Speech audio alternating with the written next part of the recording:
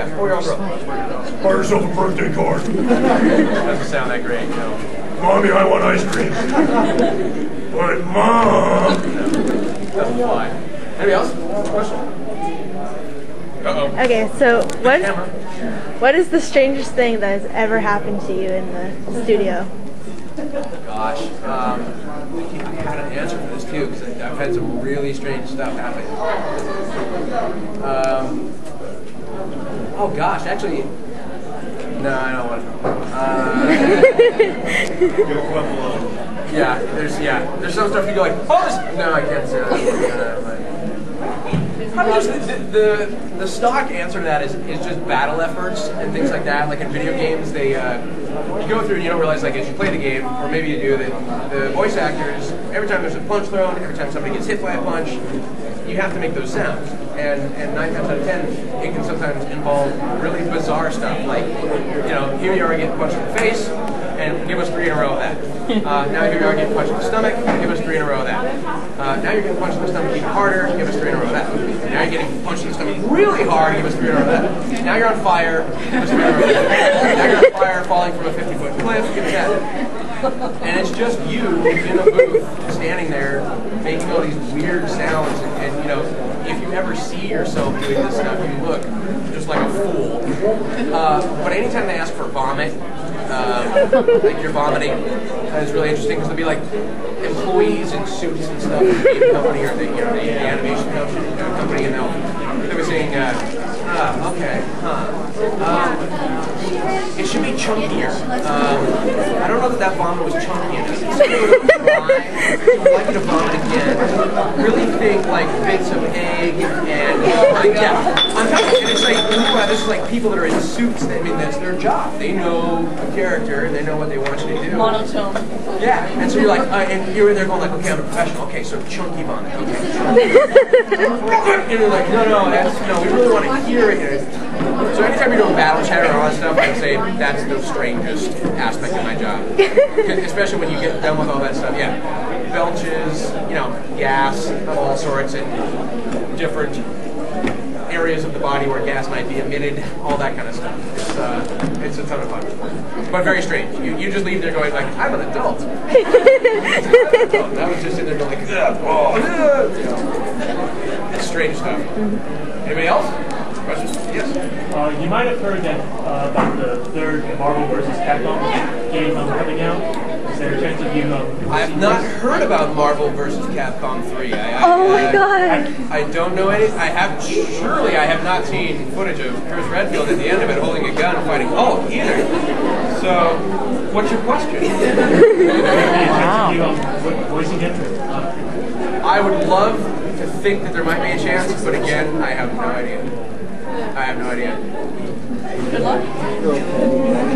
Yeah, it's like good luck, and you know, obviously the short answer to that is if I knew, I couldn't tell you. Just like literally with games, you can't. It's all big top secret stuff. You don't discuss it until the game comes out.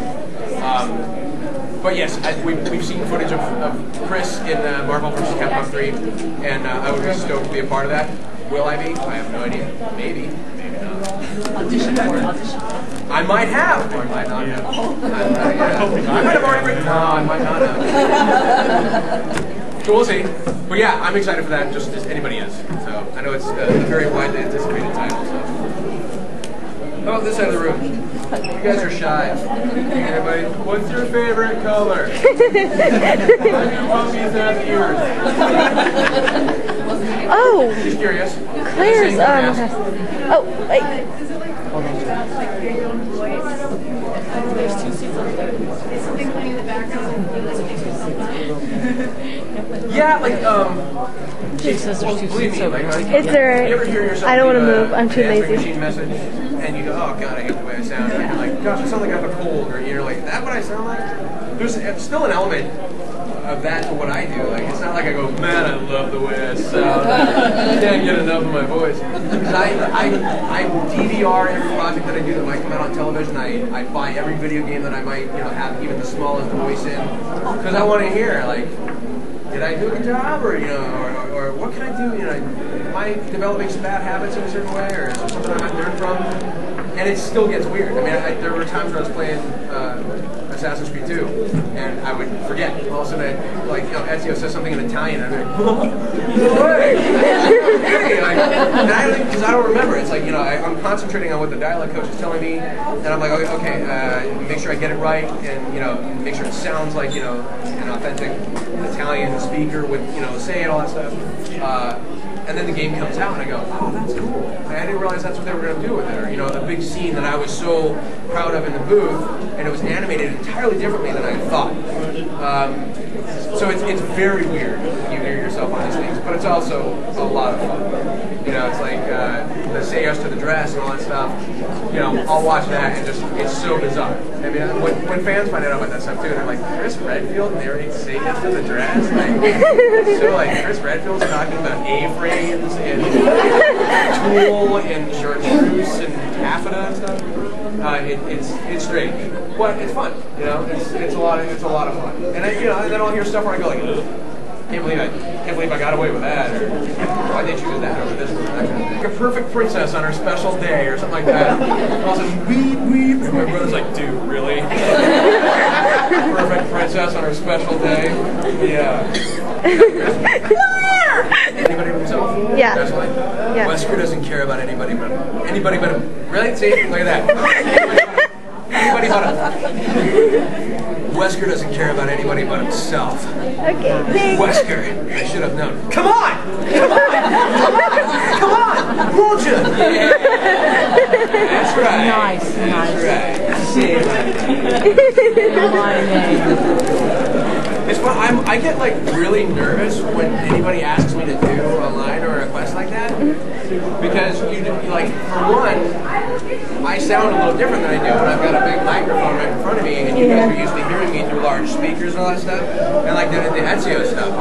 There's aside from the young Ezio, who's got a little more power behind his voice, there's not much I can do because we're in a big closed off booth with a nice big expensive microphone in front of you, picking up every bit of the timbre of your voice, the way your voice sounds through your nasal passages and all that stuff. It's like, so when fans say hey, could you say it as this? And you're like what? It doesn't sound like him. You're like, I know, I'm sorry. Trust me. Or I don't want to mess up the accent. So it's always funny. People kind of go, you sound a little different. Now, it's like, well, try my best. Any questions?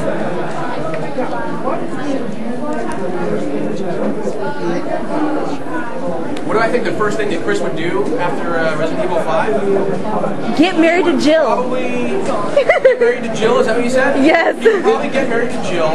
She would go buy her dress at Kleinfeld's in New York and appear on an episode of Say Yes to the Dress. And then Chris, no. I don't know. I mean, you guys know as much as anybody else, these stories go all over the place.